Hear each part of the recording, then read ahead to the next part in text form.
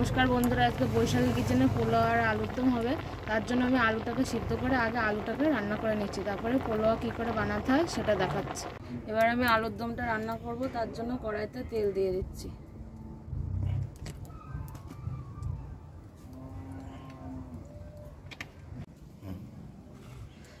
তেলটা আমার গরম হয়ে গেছে, তেজপাতা, শুকনো লঙ্কা আর জিরে ফোড়ন দিয়ে দিচ্ছি।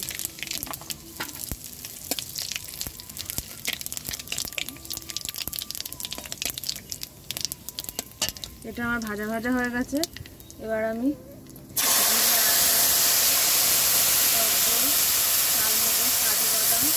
একসঙ্গে বেটে নিয়েছি। লঙ্কা,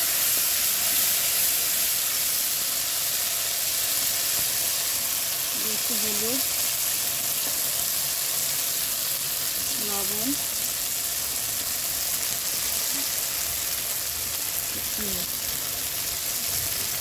দিয়ে মশলাটাকে ভালো করে কষিয়ে নেব।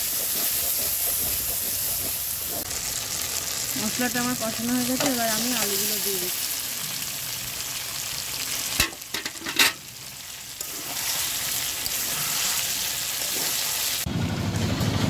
আলুর দম আমার হয়ে গেছে। গরম মশলা, ঘি আর আলুর দমের মশলা দিয়ে আমি নামিয়ে দিচ্ছি।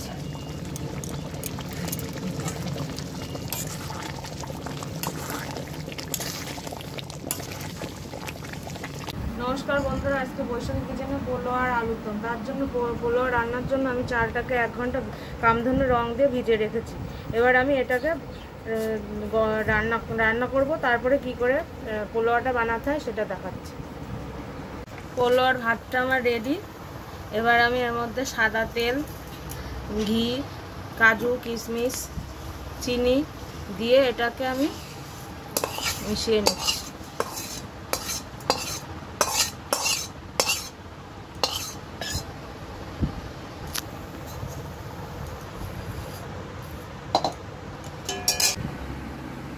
ঝুরঝুরে বাসন্তী পোলাও আমার রেডি। আজকে দুপুরে রান্না বাসন্তী পোলাও, আলুর দম, চাটনি, পাঁপড়।